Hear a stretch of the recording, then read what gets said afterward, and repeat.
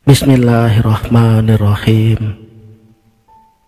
Assalamualaikum warahmatullahi wabarakatuh.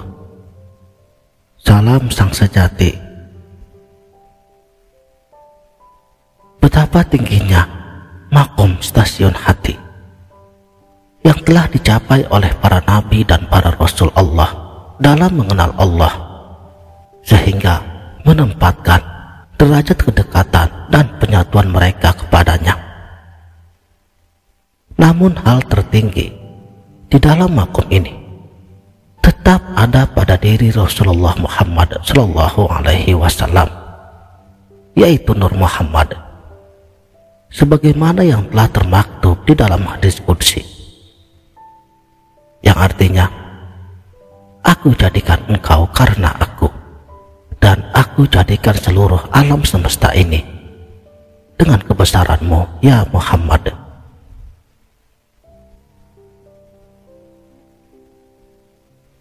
Sabda Rasulullah SAW, aku dari Allah dan seluruh orang mukmin adalah dari aku. Oleh karena kebesaran Nur Muhammad, maka seluruh manusia hendaklah meyakini dan menghayati keagungan cahaya maha cahaya Muhammad tersebut. Jadikanlah ia sebagai pegangan dalam menjalani real kehidupan kita, menghindarkan diri dari segala dosa dan maksiat, sehingga kita bisa menemukan hakikat jati diri yang berselimutkan Nur Muhammad. Hakikat jiwa berasal dari Nur Muhammad yang merupakan sifat, sedangkan hakikat sifat yaitu zatnya yang baqo. Zat ini bukan hayyun, akan tetapi ghairullah. Sebagian jumhur ulama mengatakan asal muasal diri itu adalah ruh. Saat ruh berada di dalam tubuh, ia disebut dengan jiwa. Saat ruh keluar masuk, itu disebut dengan nafas. Saat ruh mempunyai kehendak, ia disebut dengan hati. Saat ruh menginginkan sesuatu, itu disebut dengan nafsu. Saat ruh memilih sesuatu, ini disebut dengan ikhtiar. Saat ruh percaya kepada sesuatu, ini disebut dengan iman. Dan saat ruh berbuat sesuatu, itu disebut dengan akal. Saudaraku, sang sejati, ilmu Allah bagaikan lautan yang luas yang tiada bertepi. Kita ini mungkin seperti orang yang sibuk menimbanya hingga saat terakhir menjelang ajalnya. Sebanyak apapun hasil yang kita peroleh, semua tetaplah hanya sedikit. Bahkan mungkin saja sebagian tercecer di daratan dan sebagian lagi menguap ke udara. Buang saja ilmumu dan bukalah pakaianmu. Telanjanglah, lalu ceburkan dirimu ke dalam lautan hingga dirimu larut di dalamnya. Dan ini adalah perkara yang lebih asyik, di mana tatkala engkau telah menjadi lautan itu sendiri, maka dirimu adalah rahasia Allah.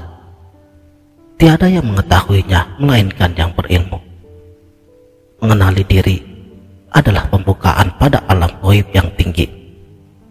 Banyak sekali manusia yang telah buta dan tertipu dengan pandangan basyariahnya. Mereka tidak dapat melihat hakikat di sebalik kehidupannya. Jiwa mereka dinodai dengan cinta dunia yang berlebihan, sehingga Tuhan mereka belakangi, dan akibatnya hatinya terhijab dengan cahaya kebenaran. Makanya tenggelamkanlah dirimu di dalam lautan ketuhanan yang akan membawa dirimu mengecapi kebahagiaan yang hakiki. Karena Islam akan menjadi kuat apabila umatnya mereka telah berjaya, yang telah berhasil menundukkan hawa nafsunya sendiri, Islam akan kelihatan indah pada seorang mukmin yang jiwanya telah terpancar rahasia makrifatullah. Karena hidup ini hanyalah sekejapan mata, bahkan lebih cepat daripada sekelebatan pedang. Hidup di dunia hanya untuk mampir, seperti orang yang melakukan perjalanan panjang.